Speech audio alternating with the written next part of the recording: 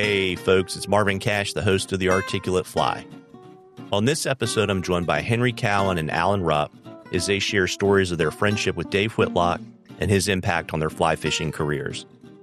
Dave and Henry shared a common bond over sodium-free stripers, and Dave wrote the foreword to and illustrated Henry's book. And before he passed, Dave selected Alan to be his legacy tire and spent many hours teaching Alan his techniques and flies. Alan's committed to preserving Dave's legacy through teaching and writing.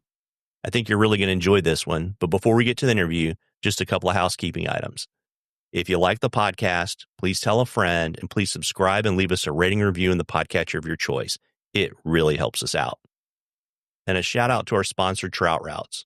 I've known the team at Trout Routes almost before there was a team at Trout Routes. We all know streams are getting crowded, and chances are you're not the only one at your local access point. Get away from the crowds and busy gravel lots by using Trout Routes Pro with over 350,000 access points, mapped across 50,000 trout streams, and much more. Trout Routes has all the data you need to help you find angling opportunities that others will overlook. Up your game and download the app today. Use code ARTFLY20, ARTFLY20, all one word, for 20% off of your Trout Routes Pro membership at maps.troutroutes.com. Now, on to our interview. Well, Henry and Alan, welcome back to The Articulate Fly. Thank you. Thanks for having us on, Mr. Cash. I'm looking forward to this evening. We're going to talk about one of our favorite subjects. Yeah, it's kind of funny you say that. We're going to talk about Dave Whitlock. You know, I went back and looked doing research for this interview, and we actually did that interview 5 years ago. Really? It's almost 5 years ago. It was October of 2020. Yeah, that was fun. I know Dave really enjoyed that. Yeah, it was fun to do. And, you know, Henry, before we get going, you know, you've been out on the water. Tell us a little bit about how the striper bite's been going on Lake Lanier for you.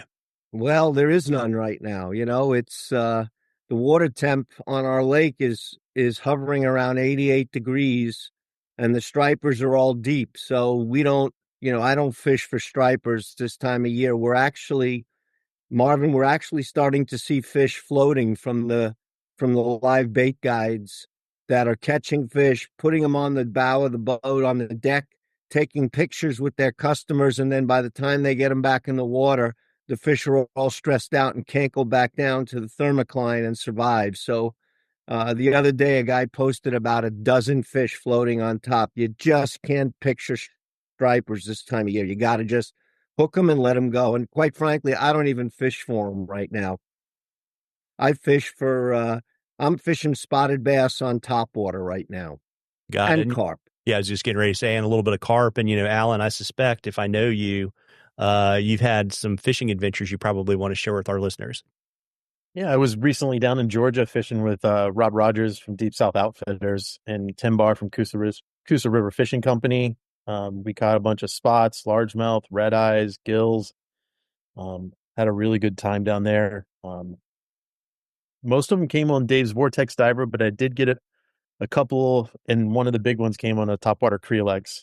So those are two of my favorite topwater flies. Yeah, I actually had a really good day fishing a topwater Creolex with Matt Riley probably about a year ago now, and tore them up absolutely. And, you know, so, you know, it'd be interesting, I thought, you know, if each of you could share kind of like how you met Dave and a little bit about your relationship with him. And I thought, Henry, you know, why don't you go first? Okay, well, you know, I met Dave, I don't remember even the exact date. It was something like 1876 or 1877.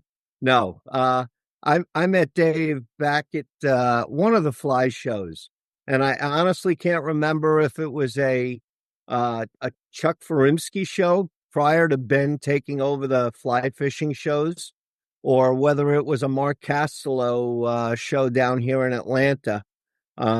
That he used to do, the Shallow Water Fishing Expo. And I had met Dave at one of those shows, but it was definitely in the early to mid, 2001 through 2006. And it was either in Edison, New Jersey, or actually Somerset back then. It was either Somerset, New Jersey, or it was here in Atlanta. I just can't remember. Him and Emily used to do the show circuit all the time, and Dave would be selling his artwork, and that's kind of how we we met one another.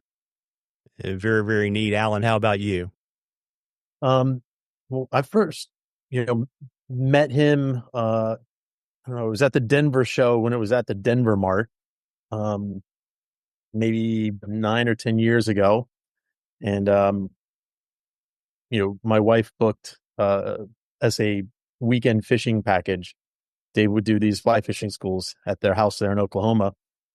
And Lisa really took a liking to Emily. And I think they made it to lunchtime on the first day, but they didn't bother to. Lisa stopped doing any of the classwork after lunch.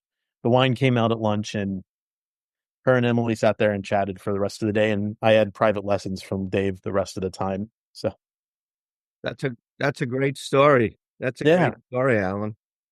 Yeah, it was fun. He taught me a really cool cast that day about how to make sure your dry fly lands first. I just heard Chad Johnson talk about it on his podcast. It took him about the same time. It takes about an hour to learn it from Dave. And he said it took him about an hour as well. Very, very neat. And, Alan, you met Dave kind of later in his life, and it's kind of interesting because, he's kind of one of the OGs and you're a young guy, right? Yeah. So, I was just kind of curious, as you're, and I know you made a lot of effort, and we will talk about this later, kind of about how he mentored you and kind of helped you launch your fly time business. But, tell me a little bit about what attracted you to Dave and his fly patterns. At first it was sheer fandom. I was just, it was Dave Whitlock. I have a book by Mark Sosin and, all these other old books that he illustrated, that were like true bass guys. He wrote a book with Bill Dance and he illustrated it, and I just did a post last week. I didn't even realize he illustrated Harry Murray's book on smallmouth bass. I had forgotten that. But that's how it was. It was just fandom at the start. But then what made me realize he was different, besides just special, just different, is he was never happy with his flies as they were. He was always trying to see if there was a way to make them better. One of the flies he taught me was the near enough crayfish. And he had talked to me about wanting me to add rubber legs to the flanks of the fly on the sides to try to see if we could get more color into it, a different sonic footprint, better action, he just wanted to see if it would make it better. He had seen somebody else do rubber legs coming out the sides. And he's like, let's see what we do it. He had done it, showed me some sample. And he's like, I'm fishing them. I like them, but I'm not sure they're any better. So, and we didn't get a chance to come to a conclusion on that because, he passed. But it was so interesting that he was never, the fly's done. It was never done. He was always trying to see if there was a way to make it better. Yeah, it's interesting you say that because it's kind of funny, Henry. It reminds me of the conversation we had either today or yesterday, about kind of that generation of angler and just in people, like whether it's Popovich or Lefty or Dave, that silent generation, they were always figuring stuff out. And, you couldn't just go to Feathercraft and order stuff. You had to make it and figure it out. And it's just interesting to see that entire creative process. Yeah, no question about it. When I showed Dave the first time, when I tied him up a few sheep shed, because he had never seen that pattern before. No, I'm kidding. Yeah. Oh, gosh. We'll be talking. This is going to be the later. Comedy hour. Oh, well, yeah, no, it's always funny. I always look forward to, whether you're singing me happy birthday or leaving me a voicemail. I called you back so you didn't get to prank me today. But, Henry, why don't you tell us a little bit about, how Dave influenced your striper angling? Well, it's funny. When I met Dave back in the shows, the way I met him actually, Marvin, was he actually sat in on a striper presentation that I was doing at the show. And he sat in the back of the room, and I didn't even know he was there, to be honest with you. I just went through my presentation that had been upgraded tenfold because of the stage advice given to me by Mr. Cray. And Dave sat through one of those first presentations when it was finally updated. And then I had a featured fly tire seminar at one of the shows as well, and Dave sat in on that watching me tie. And then he came over to me and we started chatting. And he said, I'm a big striper guy. And I said, I know. I said, my two idols are you and Blanton, who pioneered these kinds of fishing back in the day for stripers in freshwater. I said, I'm a saltwater guy, quite frankly. I moved to Atlanta in 97. So when by the time I met Dave and whatnot, it was probably 7 or 8 years in, and I had been figuring it out. But Dave and I, we used to discuss the big difference. Dave, I don't know if our audience even knows this, but Dave's found stripers by he was doing the fly fishing school for LL Bean back, I want to say it was in the late 80s, maybe the early 90s, and he was going up to Maine doing their fly fishing school.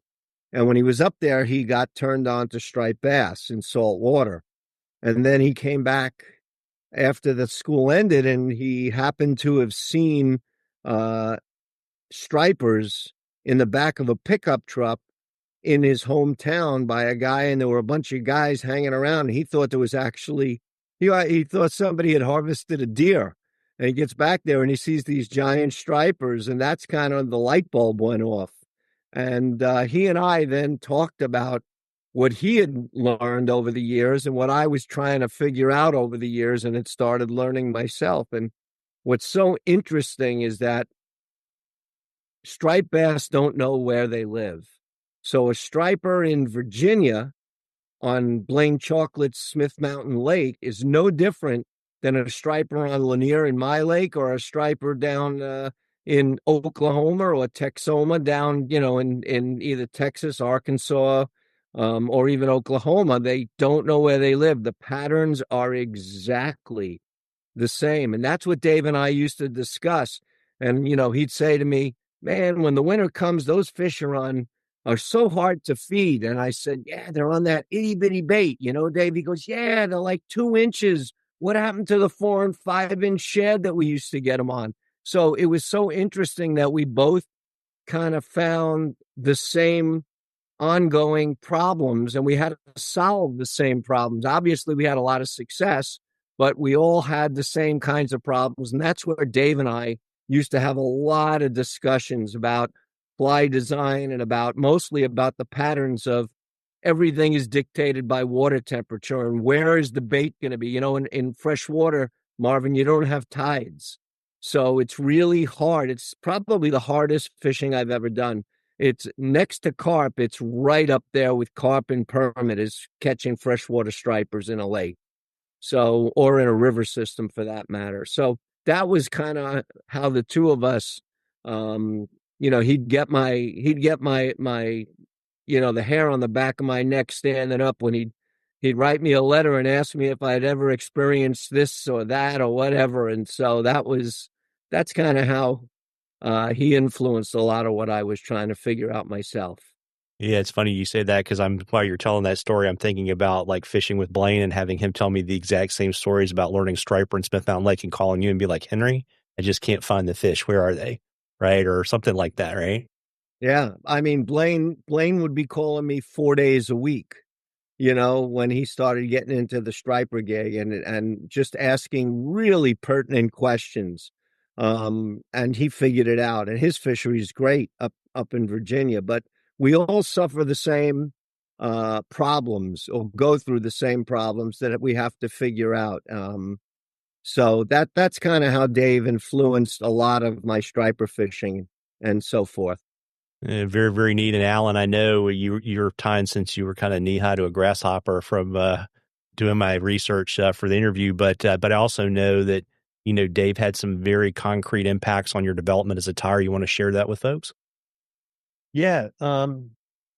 So it was a day we were tying the Dave's hopper, and he was showing me how to tie it. And I said, "Oh, well, Dave, we got these legs tied onto the body, and it's a 2-stage fly. You basically do the back half and then let all the glue cure and set up, and then you do the deer hair head separately. So what happens if one of those legs is, askew?" And he goes, "Oh, they never are. I'm like, okay, I didn't think anything of it. I was like, okay, well, he's just a really good fly tire. And then the next day, for whatever reason, he taught me the Witt hair bug. And I was like, oh, what happens when, when we're doing the spread hackle feathers for the legs? I'm like, what happens when one of those rolls? He goes, Alan, they don't roll. If there's a problem with the fly, stop and fix it. And I didn't understand what he meant kind of at the time, but I do now, in that because I was like, oh, so when you have this bad fly, is that what you put in your box and you go fish with?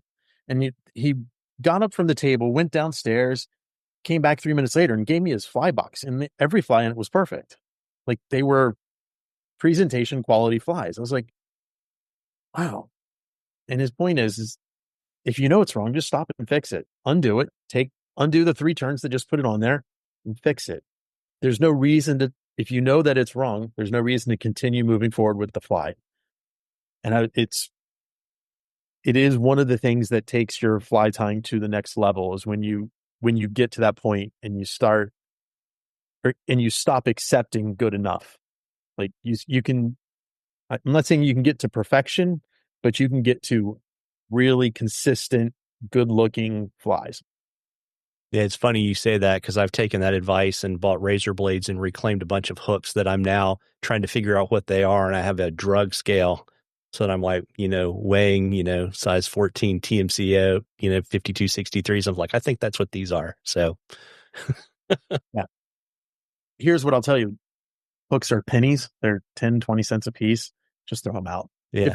If you realize that the fly is bad and you've already completed it and it's not a fishable, like a truly fishable fly, just throw it out.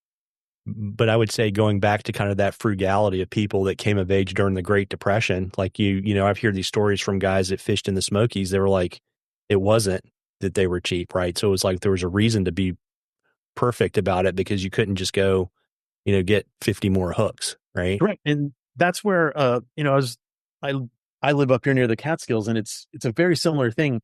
Everybody thinks that the reason why, Urenstein Vixen Fox was used for this particular pattern was because it's the right color. And that's part of it. But what it was is it was an animal that was available locally, and it was basically free if you shot it or trapped it, or right. It wasn't that it was this super unique, rare hair that we think of it as it is now. No, it was readily available to them. It was frugality. Yeah, it's really neat. And, the interesting thing too about Dave is, my understanding is he never succumbed to email, right? So both of you guys have extensive correspondences with him. And I was wondering if you could, maybe share a little bit about his letters with you. And I guess, I'll traffic cop this a little bit. Henry, why don't you go first, and then we'll let Alan go. Well, I've got, I don't know how many letters I had gotten from Dave.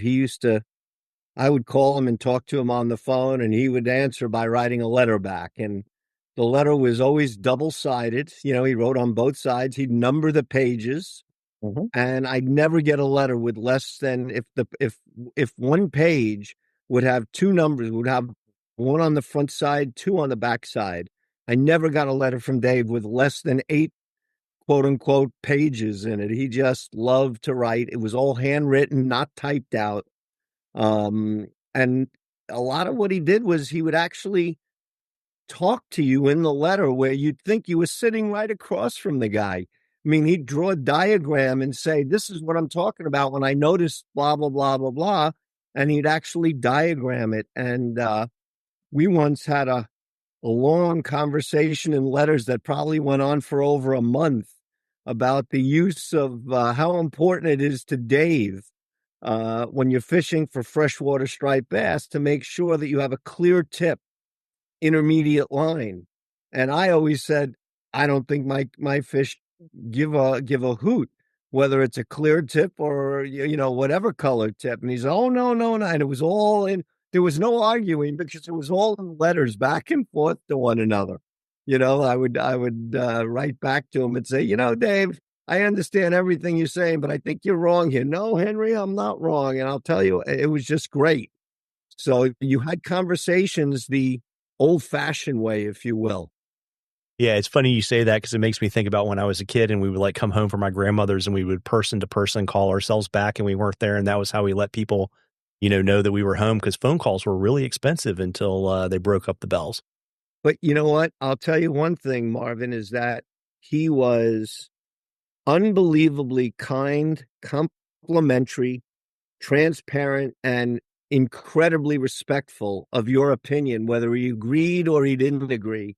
There was no meanness to it. It was just like, Henry, I mean, if it works, that's fine, but you wouldn't catch me out there without a clear tip intermediate.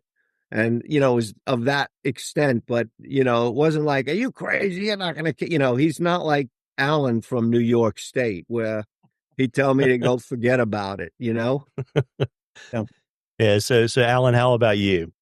I'm going to add to it just a little bit, because it's the letter I was thinking about is when he was teaching me the sheep shad, both the swimmer, the deep, and the waker.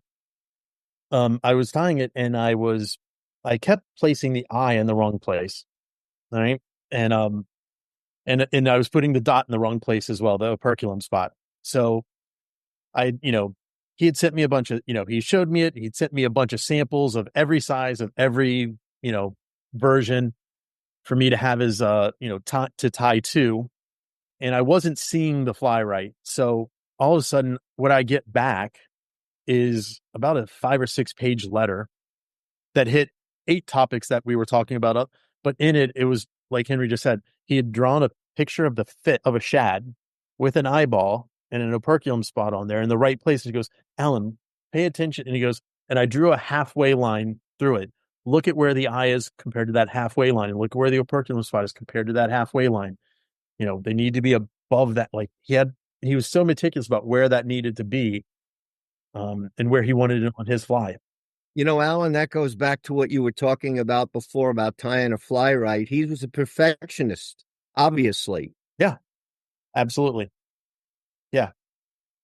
Yes. And that was one of my favorite letters I got from him, because it was one of those 8 pagers, and it's also the only one that he ever did for me, where on the outside of the letter, on the envelope, he would sometimes give somebody a colored pencil drawing, and then he'd put he had a clear spray that he would put over it that would protect it. That was the only letter I ever had that had the drawing on the letter on the envelope. So that was a cool one to get. It was a rainbow trout leaping out of, I don't remember if it was eating an insect or not, but I later asked him, the trout had scales on it. I'm like, this is colored pencil. How did you? And he showed me he would take his bodkin and scratch the paper, so it was like an embossing to get incredible. Yeah. And every letter he signed would say, when he was ending, he'd just say, Henry, I love you. And then he'd say Dave Whitlock, and he'd draw a little fish under his name and blah, blah, blah, blah. But not most of them, every single one was I love you. I mean, he was so appreciative of his friends, and he meant it. He really meant it. That was Dave. He's, of all the icons out there, Marvin, and, I was very close with Lefty. I'm just telling you, Dave was the sweetest of them all. There was no nicer, kinder human being that I had met in the fishing world than Dave Whitlock. Maybe Joe Maz, but outside of Joe Maz, definitely Dave Whitlock. I'll throw Emily Whitlock in there. Yes. He chose the right lady there. She's super sweet. So I agree. The other thing I'll say is he was genuine in his desire to get you to the point where he wanted you to understand what it is he was teaching you. He realized that sometimes it's going to take 4 conversations. It's going to take 5 months, and he didn't push it. Like, he let it happen on its own. He, at one point, he was talking to me, and he was telling me how we were talking about his drawing and his painting and all of that, and the art side of his business and his passion. And then I was talking about fly tying and how it's, for me, our fly tying at the time was very much a copycat thing. I copy Lefty's Deceiver very well. I do the half and half very well. I do the Clouser Minnow well, right? I can copy things. At the time, I didn't have a lot of good of good ideas of my own, even though I've been tying for, at this point, I think this is my 37th year, 36th year tying. But I've never been, creative like that. And he goes, no, Alan, your fly tying is an art. And I was like, I said, I didn't think it was. And he mentioned it to me again a month or two later. And then like 3 months into this, all of a sudden, when I'm doing a deer hair fly of his, one of his waking bluegills, and I'm seeing how I can add blue to get stripes to go down the cheek like a bluegill has. He's like, you can make stripes if you want, Alan. This is how, and he showed me how to make stripes. He goes, you don't need to very often, but it does make the fly look pretty. And sometimes we like to fish pretty flies. But I realized then that fly tying is art. It's just a different form than the colored pencils or the acrylics that he worked with. It was just a different medium. I agree. I totally agree. Yeah, it's really neat. And, Alan, do you have a favorite memory of Dave? Oh, goodness. It's really difficult to choose. It really is. But my favorite memory is one time we got to go fishing together, and he paddled me around he had a private pond there on the property that he lived on. And it was Mr. Nichols Pond, and we went over there, and I mean, I caught 15 bass over 5 pounds, all in topwater flies in 2 hours. It was, Wow. it's just one heck of a little pond, right? I mean, wasn't very big. We're sitting in a canoe, and like 4 or 5, 6 times I turn to him and go, Dave, let's go to the shore. Let's switch. I want you to fish. It's like, no, Alan, I'd rather watch you fish right now. And it was my first time fishing around Dave. It was quite stressful because I'm not the best canoe angler. I'm not gonna lie. I'm okay. And this wasn't the world's most stable canoe. And I got out at the end, and he goes, Alan, I was impressed. Your casting wasn't too bad. You didn't rock the boat much. I was like, well, yeah, in a canoe, I know you can only cast with your arm. You can't use any of your body. It was correct. You can't. So that was one of my favorite memories of him. Is he wanted to see me succeed. He wanted to share those fish with me, which was cool. And I caught all the fish were caught on flies that he tied, because I showed up for that trip. I didn't bring any of my own fishing gear, and I was sitting there in jeans and a button-down shirt, looking to tie flies all day. He goes, yeah, let's go fish instead. I was like, okay. Very neat. Henry, how about you? Well, it's hard to pick one story with Dave. I've had some really good times with him, especially around the dinner table. But probably my favorite story, Dave wasn't even with me, and it's my best Dave Whitlock story. I was out pre-fishing. I had a guide trip the next day. I had a guide trip like on a Monday, and so I went out and pre-fished on Sunday by myself to just get an idea, make sure the patterns were still holding up and when the fish are still doing what they're supposed to be doing at that time of year. And I had probably fished the better part of 3 hours. And it turns out that I had not caught a fish the entire morning. I got skunked. And I get to a point where I'm in the upper part of the Chattahoochee River on Lanier, and I make a cast, and as soon as the fly hits the water, the phone rings, and I look, and it's Dave Whitlock, and I put the phone under my, resting the phone on my shoulder, cocking my neck against the foot, my head against the side of my shoulder while I'm stripping the line in, and immediately I hook a fish. I'm like, Dave, you did it.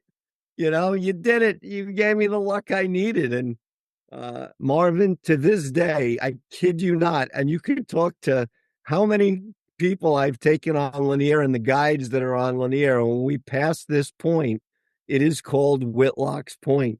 We aptly named it after Dave because and it was and Dave was just laughing. How big is it, Henry? Is it running hard? It was just unbelievable. So that's probably one of my most fun stories I tell with Dave. Yeah, that's pretty neat. And so, Henry, what should folks know about Dave that they wouldn't be able to pick up from spending time with him at his show, for example? You know, I would have to say that he was always trying to learn. For a guy that, you know, he'd forget more than you would ever know. Because he studied the craft so well. But Dave would always want to learn, whether he was picking your brain on leaders and setup, or whether, I can't tell you how many times at the shows in New Jersey and in Atlanta, I was tying at a booth, at one of the tables, and Dave would come up behind me. I didn't even see him. And then he'd lean in and he'd go, I really like the way those colors look and that was Dave. He was studying your technique to see if he could pick something up. And that was one of the great things. He was a student at heart, even though this guy knew more than, and could teach everybody so many different things. He was truly a student at heart, always looking to learn, always had an open mind. We'd go out to dinner at the shows. Brad Beefus and Scientific Anglers would take a group of us out every year at the show for dinner, whether it was George Daniel or Landon Mayer and myself and Emily and the Sci Angler guys. We'd all go out. And Dave was the one guy at the table listening to everything. He always was trying to pick something up, whatever it was, whether you were talking about bone fishing or you were bluegill fishing. It didn't make a difference. And, that's the part of Dave that most people, this is not a guy who's going to tell you, but he also wants to pick up what that maybe he didn't realize. And he'd be the first one to say, I never thought about it that way. That's a great idea. And that was Dave. That's what I would tell you about Dave. And he was so comfortable in his shoes. Yeah, very neat. And Alan, how about you? Boy, I would, if there was something that people don't realize about Dave, and Henry already said it, he truly was a kind man. Like, and I don't think people realize how giving he was to, if you made it into his inner circle, he was giving with his time, and he didn't have a lot. Like, he was super busy between taking care of the trout stream and the ponds and, doing the fly tying orders that he had and the art. And like, he was always busy working. He didn't take very many days off. Right. But if you were inside that circle and you called him up and had a question, you had him. You had his undivided attention, and if it was a question that warranted a letter, within, by the end of the week, boom, there's a letter in your mailbox with the explanation that you were, with the further explanation after the phone call or after the text or whatever. It was, he was so kind in that way. The other thing I remember too is he was a jokester. You want to talk about somebody who was a jokester. He had a great sense of humor. I'd get on the phone and, Emily would pick up and say, we'd be on the phone for 10 minutes. And then she'd give the phone to Dave, call Dave, and Dave would pick up the phone and he'd say, "You flirting with my wife again?" I mean, that was typical Dave Whitlock. It was, he had a great sense of humor. Agreed. Yeah. And Alan, what do you think in terms of, Dave's influence? And I know, because both of you kind of, had different relationships with Dave, but, what do you think is his influence on current and future generations of fly anglers? Well, I don't have a rosy opinion of that. I think he's being forgotten. It's partially because of the decision he made for the last 10 or 12 years of his life. He wanted to focus more on his art. So he stopped going to a lot of trade shows. He kind of did only the local ones, or maybe he did the Denver one a couple of times. But he stopped doing all of the fly fishing shows that Ben and Chuck did, and that's, unfortunately, with our industry, if you're not in the people's face, then you do kind of get lost. People don't realize that the first strike indicator ever put on a fly line was Dave trying to figure out a way to nymph better. He wrote about that in one of his last articles for Trout Magazine. In that same one, he talked about the knotless leader connection that I know that Al Cucci and Bob Nastasi wrote about numerous times in their writings between, the different magazines that they would write for. But they said it was an absolute must for the upper Delaware River. And I completely agree. I use it almost exclusively. And then, even somebody that's more modern, with today's, hip crowd, quote unquote, is, Kelly Gallup and I think it was in his first book, the Trophy Streamers book. He said that when he was trying to create the Matuka or the woolly sculpin and the Zookuber, he was just trying to make a sculpin fly that fished as good as a Matuka sculpin that didn't take 45 minutes to tie, because the Matuka sculpin takes forever. It's a slow, laborious tie, but it's a fabulous sculpin fly. So even he realized the genius of Dave. He just was trying to do it quicker. So there's so many things. I'm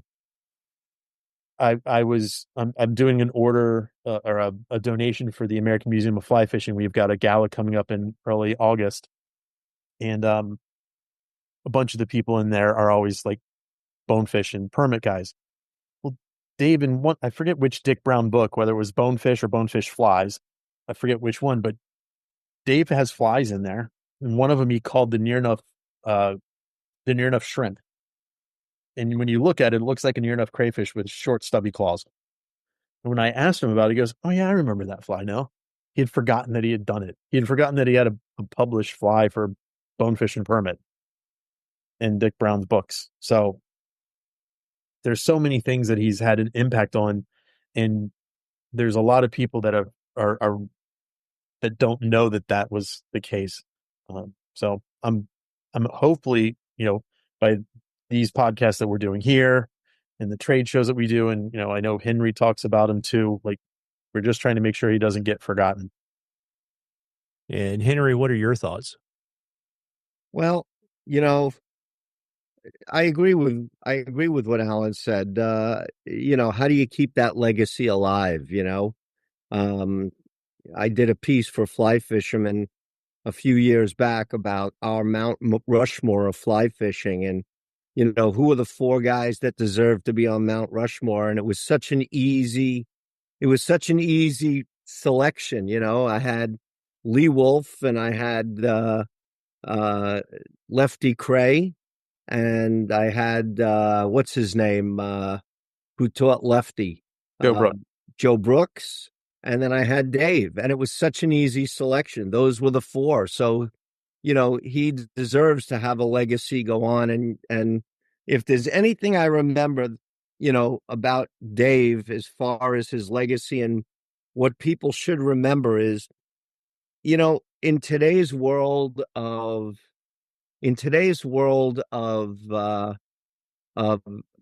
social media, whether it's TikTok or Facebook or any of the, Instagram, you have all these influencers or these people trying to be big influencers. Dave was an influencer in the fly fishing market before there was ever social media. And you look at what he made cool and popular. He didn't just fish for trout, which he did in his early years. He made bluegill fishing cool. He made temperate bass, like hybrids and stripers and whatnot, white bass. He made that cool.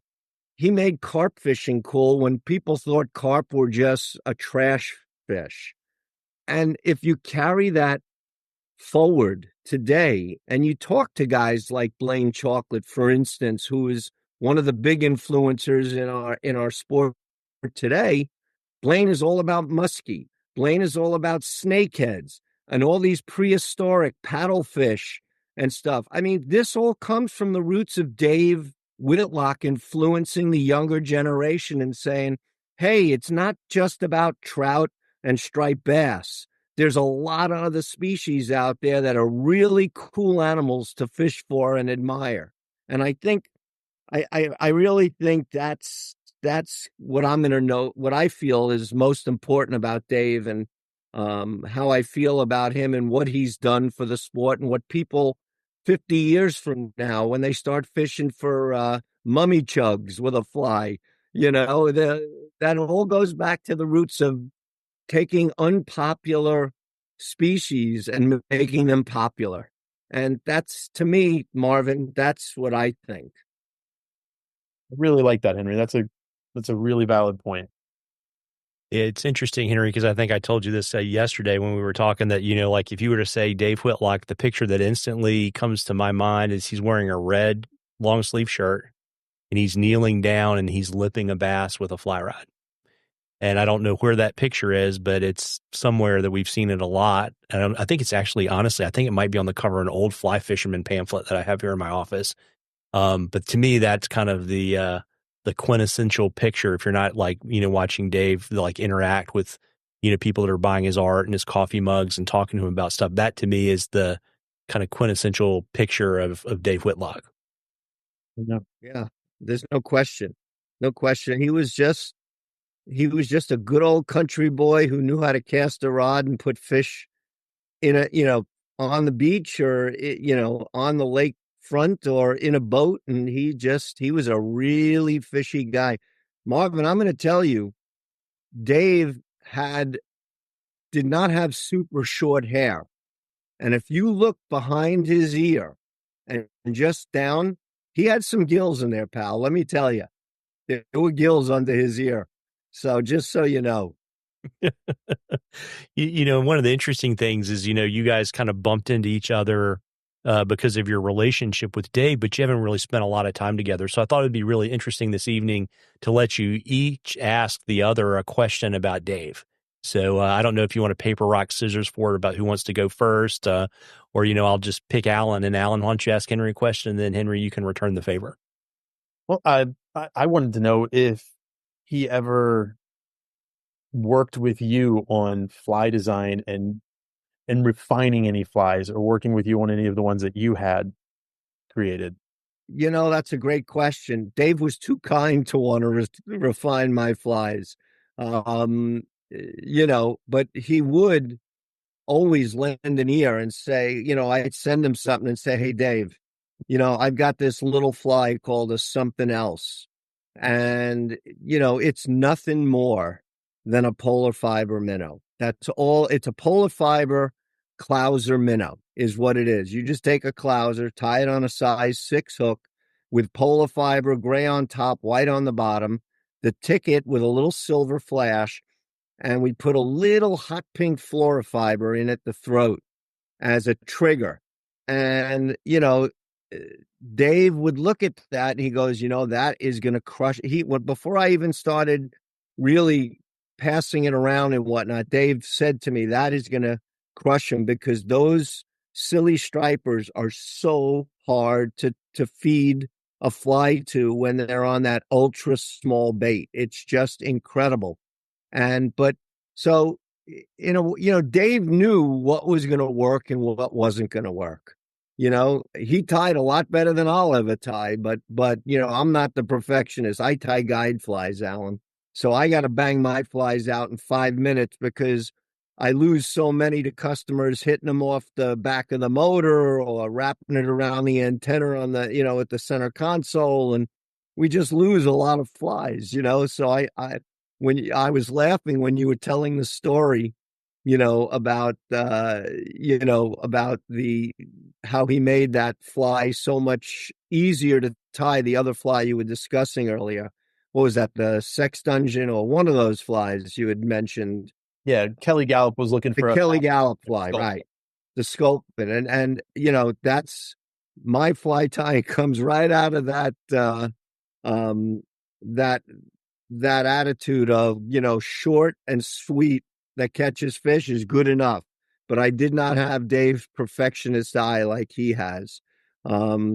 So that was, a little bit of influence, but like I said, he was always, I'll tell you one thing, here's something back in the early, about 2000, 2002, Dave saw my coyote fly, which had the little spinner blade in the front, and it's a rabbit clouser with a spinner blade, and the spinner blade was there to pulsate and make noise in less clear water to get them to feel it. And back in those days, Alan, tying flies with hardware was poo-pooed. You know, everybody gave you a really hard time about that. And Dave was one of the first people to say, I love that. That's a great idea. He was so encouraging, about stuff like that. That was the gentleman in Dave Whitlock. So that as Tom Hanks would say, that's all I'm going to say about that. You go. So good old Forrest Gump. But I do have a question for you. I wanted to know, and this is just a personal question because you were close with Dave. You know Dave really well. If you had one day left to fish and you could take Dave fishing with you, where would you want to go and what species would you want to catch with him? What would be your ideal fishing day with Dave? That's actually a pretty easy one for me. I'm currently in love with Birmingham, Alabama right now. The fishing down there with Rob Rogers. He's just got some really cool canoe fishing. You can wait it a little bit. Virtually no other boat will do it. And it's mostly spotted bass. There's a few red eyes mixed in, some nice sized gills here and there. And it's just intimate fishing. And he's got some good quality spots. He's getting some 3s and 4s, and I haven't gotten a 5 there yet, but I've seen them, and he's shown me tons of pictures of them. And I know Dave liked that area as well. And in fact, the reason I go down there is because of Dave. So I'd like to go down there and fish with him. And because we'd also get to fish those airjet minnows that I like to fish. That little airjet minnow that he tied is a super effective little popping bug. It's so much more than a popping bug. He used to yell at me. He used to actually get upset when I would call it a popping bug because it is so much more than that. But the name that he chose was too much of a sentence to try to say every time you're talking about it. It's the extra ultralight airjet minnow. It's a fabulous fly. So, and I'd love to do that with him. Yeah, he loved his bass, didn't he? He did, but what I realized at the last 2 or 3 years with him is he wanted to catch fish the way he wanted to catch them.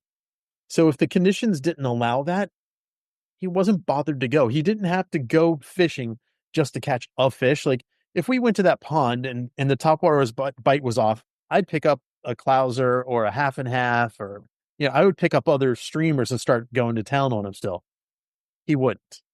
If they weren't going to eat a topwater, if they weren't going to eat the airjet minnow or one of his deer hair divers or a wit hair bug, like he didn't want to fish anything else for those. Right. And I kind of, at the time I was like, wow, man, like because I don't get to, I haven't had 60 years of fishing like he did, or 70 years of fishing. I just want to catch fish anytime I can. I'm starting to understand why he was like, no, when you go fishing, you want to catch them the way you want to catch them. And if that means you only get 15 in the day instead of 45, well, that's okay too. As long as you know that you've made that choice. Right. Right. I know that, before he passed, for the last few years, couple of years before he passed, we'd been trying to set up a North Georgia float trip for him to catch shoal bass. He wanted to catch shoal bass in the worst way. Yeah. And those are native, as you know, to Georgia. Yeah. And every time he came up and around these parts, the weather just, when he planned a week and go, this is when I can come for these 2 or 3 days, and the weather just looked awful. And I regret that we never got to the boys at Unicoi Outfitters up in Helen have some of the, I know everybody talks about the Flint River and shoal bass. I am telling you, the boys up at Unicoi have it dialed in. And it's just a great fishery, and he really wanted to do that. Yeah. Yeah. You talked to me about that in the red eye as well. Yes. So I'm trying to get all of the red eyes now. I've got 2 of the species done. Well, listen, if you come down to Georgia, we'll hook up and get a trip. The heck with Marvin. You and I'll get a trip, and we'll go show bass. We'll get the boys from Unicoi to row us down the river. We'll fish for shoal bass. And just so you know, I'll fish anybody's fly. I don't care what I'm fishing. You know, I'm good with whatever. I'll show up with a bunch of air jets and deer hair divers. That sounds perfect. Yeah. And then I always have clousers too, because they just work. Yeah, the American Express of fly fishing. You don't leave home without it. You know what? That's going to be the new tagline for that fly. Yeah, there's a sticker for you, but it's interesting, Alan, because people see you on the show circuit, but I don't know that they know that Dave selected you to be kind of his legacy tire and one of the keepers of the flame. And one of the ways that you do that, people see you on Tires Row, you teach at the fly fishing shows, but you have a specialized Dave Whitlock school, they're near enough schools, to really help people that are interested in understanding, to participate in all these great stories like we've shared tonight, but also to understand the way Dave thought about things and the way he tied flies. You want to talk a little bit about that? Yeah. Thank you. Yeah, I do near enough crayfish and near enough sculpin schools, and then I combine them and I call it the complete near enough school. But that's a full day class. It's about 8 hours, six and a half to 7 hours. When you break for lunch, it turns into 8. And it's we go through. I teach you how to tie the flies. I teach you how to fish the flies, and more importantly, I spend time going through. Depending upon whether it's the crayfish or the sculpin, we go through probably 60 slides of different types of bait fish or crayfish so that people can understand why these flies are so important and so effective. There's over 380 species of crayfish in North America. And I forget the number of sculpins right now because I haven't looked at that class in a couple of weeks or a couple of months now, actually. But that same sculpin fly, it imitates the following species, which all live on the bottom, whether it's darters, mad toms, sculpins, stone cats, and suckers, and stone rollers. That's the other one. So all of those fish get imitated by the same pattern. Whether if it's under, Dave's rule is basically, if it's under 3 inches, it's the near enough. If it's larger than 3 inches, we go to the Matuga sculpin. And you just change the colors to match what's there naturally. But yeah, I go through presentation methods, and I bring in other people that have influenced me. I grew up in Northern Virginia. So Harry Murray, I grew up in Frederick, Maryland. Lefty lived in Frederick. I mean, I know where they put the monument. I used to go fish in that pond as a kid. So these people all were part of my life and my growing up, but I have Harry Murray's talks about a fly tying or a fly fishing technique called swing nymphing, which he learned from Charlie Brooks. If you're on a small to medium sized river, I don't care if it's got any species of fish in it, whether it's channel catfish, walleye, smallmouth, largemouth, spotted bass, trout. If you swing nymph flies, you are going to crush fish. It's just incredibly effective. And you can do it with streamers like the near enough sculpin, the near enough crayfish, or Harry Murray liked to do it with his Murray Strimp or a Charlie Brooks stonefly, or you have lots of options. I used to do it a lot with a Clouser Foxy Red Minnow. That's going back like 15 or 20 years when I used to fish that fly a ton. But I go through all of these things, the different techniques. Kelly Gallup's techniques work with some of these flies. But yeah, I do that, and then I do these same classes in person, and then I do them on Zoom calls as well. When I do a Zoom call, I push out 2 images. One is 480, which means it's not very good, and that's when you get to see my wonderful face, and so I can hold up a whole skin and say this is where we're going to get our feathers from, or something like that. And then I have another camera that's focused just on my vise, and that's pushing out at 1080p. That's pretty high res. And you can see you can count the hankle barbs on a near enough crayfish pretty easily. Marvin, I can just tell you when it comes to Alan, and I mean this with the utmost respect and sincerity, I can't see Jerry Garcia and the Grateful Dead, but I can go to a Grateful Dead tribute band and have a wonderful time. This is our Dave Whitlock tribute tire. And you can get a lot of, you can get a lot of good stuff out of that kind of a show and enjoy it just as much. And people will crave that, in my opinion, 10, 15, 20 years from now, for sure, as long as Alan's hands are still steady. Yeah. Well, that's kind of you to say, Henry. I hope they're steady in 15 years. That was another thing. Dave had very steady hands all the way. That was impressive. Yeah. Yeah. And so before I let you gentlemen go this evening and watch Jeopardy or Murder, She Wrote, do you have anything else you want to share with our listeners? Henry, you can go. No, I'm just, listen, are you kidding me? It's always a delight to be able to talk about somebody who you cared for and loved and want to pay respect to. Guys like Alan and I, we were, quite frankly, really fortunate to know someone like Dave and get close to him. It was an honor to have had that privilege.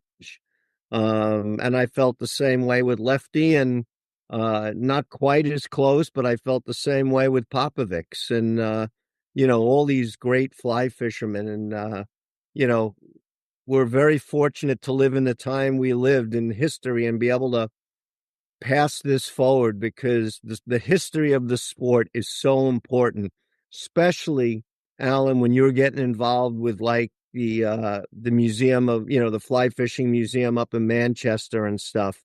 That's where it all started. I mean, I know they've been fly fishing for hundreds of years, but let's face it, it's really the 20th century was a big part of fly fishing coming out of its shell, so to speak, especially late 20th century. And these guys, especially guys like Whitlock, we were just, as I said, privileged to be able to know them and spend time with them.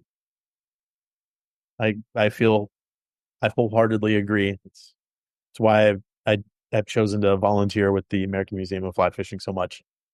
They have a good cause. We got Dave's fly tying desk in there. Yeah, it's great. Yeah.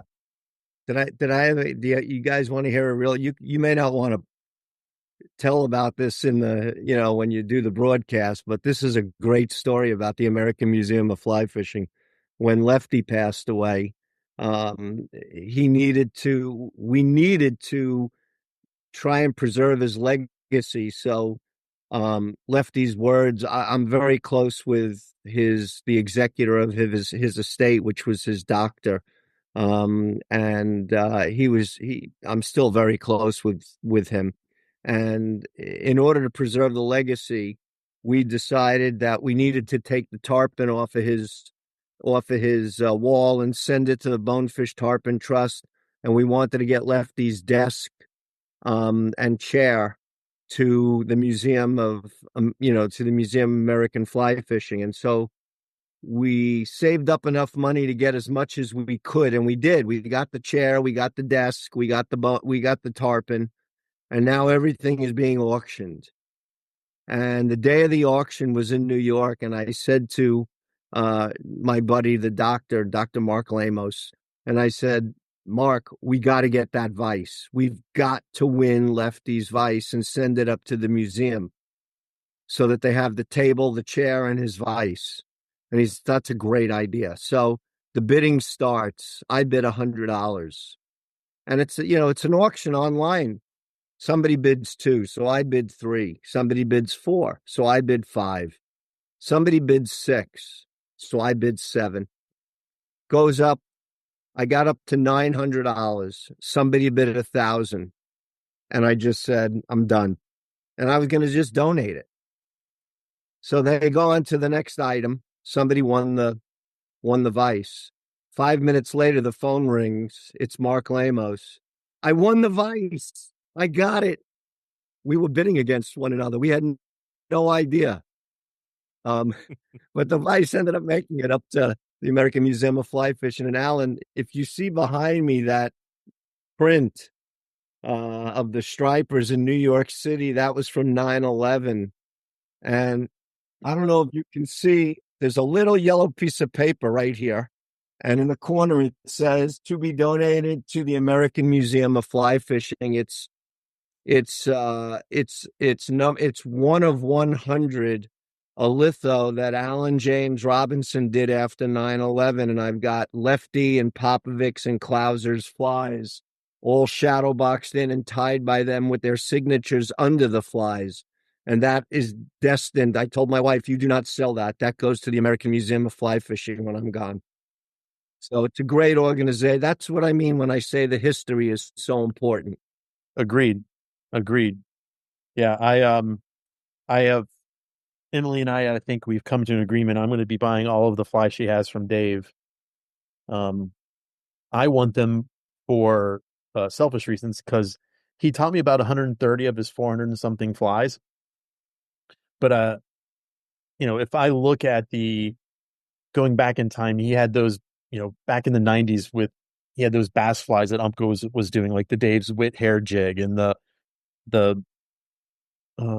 just other different like bass type flies. He had one with a deer hair head, one with a rabbit fur head, and one called I think it was called the Enticer, which was kind of like a rubber worm imitation, but it was just long, thin saddles, tied in at different lengths. It was some flat. Anyways, all of those, the electric leech, there are samples of those there that I'll be able to,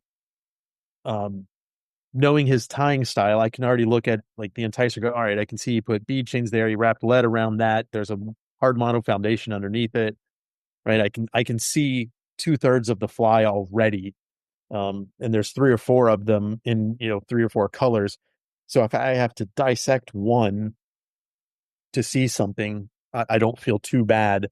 Yeah, if you've got 2 or 3 others there. Yeah, but then that way I can write it because I'm working on a couple of books on his patterns.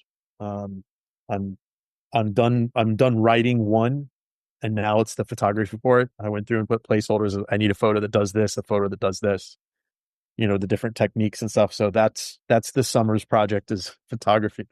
That's how people restore old stuff, is as they're taking it apart to restore it, they're taking pictures of things so that they can rebuild it the exact way it was originally. So that's really cool. After his passing, I went to their place in Oklahoma, I think 3 or 4 times. I'd have to go back and check the photography, but I went through, I even pulled flies out of his vest. I took over 3,000 photos of flies and videos. Every fly of his that I could find, there is a photo of it sideways, the belly, the top. If it's something that needed to be from head on, it's from head on. If it's something that I need, if there was multiple colors of flash, I have it sitting in a real slow motion video of me rotating it. I bought a light box for there to do it all. Emily was nice enough to let me come and do all of that, but I have a lot of his history there to try to I want to learn these flies and make sure that they're not forgotten. Marvin, this is where history is so important to our sport. And like what Alan's doing, and people like Jay Nichols have preserved a lot of history in our sport. And it's really important that they continue to do things like that, and whatever we can do to help, we'll do, but it's a wonderful thing. Anyway, that's all I'm going to say. Well, Alan, I'm so glad you mentioned the book project, because I was afraid you were going to escape tonight and we weren't going to be able to share that with folks. But is there anything else you'd like to share with folks before we go? I can't think of much else. I'm looking forward. I got a smallmouth trip coming up in first week of August on the Upper Potomac. It's one of my favorite things I do every year with William. William Resnick from Eastern Trophies. How about this? We got rained out in April for our dates. We got another set of dates in August, and he didn't have anything else left. And this was in April. He was already sold out for the year. Amazing. It's great. It's a great problem for him to have.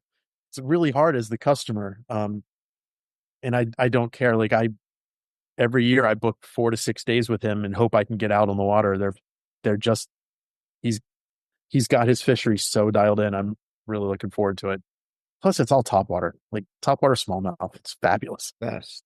Yeah, I'm a little bit softer. I wait until the heat breaks to get out there because I figured out that the fish are in the shade and I'm not. And that's I grew up in that part of the world, so I always joke with Blaine about like that blue green aqua haze that's on the water where you like look and that's just how it is all day long. And it's it's a 90 plus day. It's usually super high humidity and it's super hot out there with your straw cowboy hat on. And that's what the midday dip in the river is for. Yeah, but that's not enough. I figure if you wait until the heat breaks, you've probably got, 2 to 3 weeks of good topwater fishing left. Oh, you know what? That's what I always thought. He catches fish all the way through until the first or the second really hard frost. He gets them normally all the way through October and sometimes into November still. Yeah. He's like 20 fish days on topwater that late season. Yeah, it's neat. And so, it's kind of funny, right? Because, the industry folks, we're all starting to think about, like I'm thinking about, advertising budgets that people start looking at in the third quarter. And so all of us now are starting to think about show season. So before I let you go, do you guys know kind of where you'll be? I guess the first one that might come up would be the Fly Tying Symposium up in New Jersey in November before we kind of get into the thick of it. But if you have places where people know they can find you to talk about Dave, learn how to tie patterns, talk about sodium-free striper, you guys want to share your show plans? Henry, you can go first. It's really easy for me. If I'm going to do any show this year, it's going to be if Atlanta happens, and right now it's not a guarantee that Atlanta is going to happen because the venue where we've had it for the last several years is not renewing the fly fishing show's contract. They just never felt we were a good fit, which is ridiculous, but Such a nice venue too. Yeah, it was a great venue, but and all the other venues that are local that time of year, they're already booked. So Ben may have to pass on 26 and then come back better than ever in 27. We have a wonderful place that he's looking into now that would actually be better than the venue where it's been at. So he's looking at the Cobb Galleria going forward, and we're going to keep our fingers crossed. And then, if I'm feeling up to it, I haven't been up to Edison, New Jersey in a long time. So I may show up. I may show my face there and walk around Edison a little bit. And those are the two shows, those are the two shows because of my health that I could really afford to do. If I was going to do other shows, what I would consider doing is I'd love to do Denver because I hear it's a great show. And my audience would be in San Francisco at the West Coast show. There's a lot of freshwater striper fishing up there for those guys, and so I would consider doing that too. But for sure, right now, Atlanta, if it's on, I'll be there, and good chance I'm going to try and get up to the January show in Somerset. We'll have to go to Harold's together if that happens. Oh, now we're talking. Alan, how about you? Have you been to Harold? Is that the place for the pastrami sandwich? Yeah, the one where if you spread your forefinger and your thumb as far apart as you can, that's what one sandwich looks like of pastrami. Yeah, it's great. Yeah, and the matzahs are the size of a coconut. Yeah, that's true. Nice. Yeah. All right. Well, I'll be at the Fly Tying Symposium. I just mailed my check-in yesterday to Chuck. There, November 15th, I think it is, and 16th. But you'll have to check his website for that. Then I'll be doing the Virginia Fly Fishing and Wine Festival. Typically do the Jersey show. I'll do the Lancaster show again. If Atlanta happens, I normally do the Atlanta show. I do the show in Maryland. It's a one-day event towards the end of March. I do the Salbug Roundup every year out in Mountain Home. What's the other one? I did Denver last year. Denver was a weird show. It was very busy, but it seemed like there were a lot of non-fly fishing anglers that came because it was a family day out kind of thing. So I'm not sure about that one because it's a rather expensive show to begin with. So that one may or may not happen. There's one other show I do the Do you do Texas? I haven't done. Bo stopped doing the Texas one. I haven't been invited to the Trout Fest. Oh yeah, the one in Florida that they had this year. The Thai Fest. I wasn't Thai Fest. invited, but I have since spoken to Jackie and Bob about that, and they're working on getting me an invitation for next year. Oh, we'll get you in that. No, Blaine is a big part of that. We'll get you in. Blaine was always looking for good tires. So if you want to tie there, just let me know. We'll get you signed up immediately.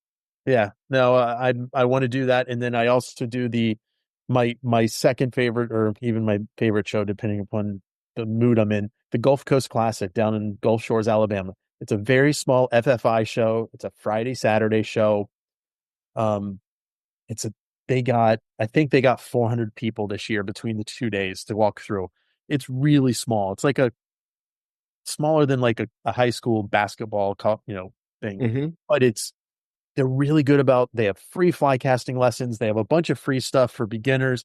They have advanced people, they have they had one certified master casting instructor there and 3 certified casting instructors doing this.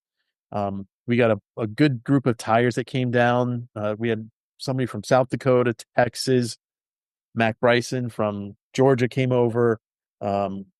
I'm sure Space Coast Flies was probably there. They were, just there's so many people there and it's the only desire there is to just teach fly tying and fly fishing. If commerce happens, that's great. There's something nice about it's kind of how I feel about the Sow Bug Roundup, which is my other favorite show. Commerce isn't the main reason.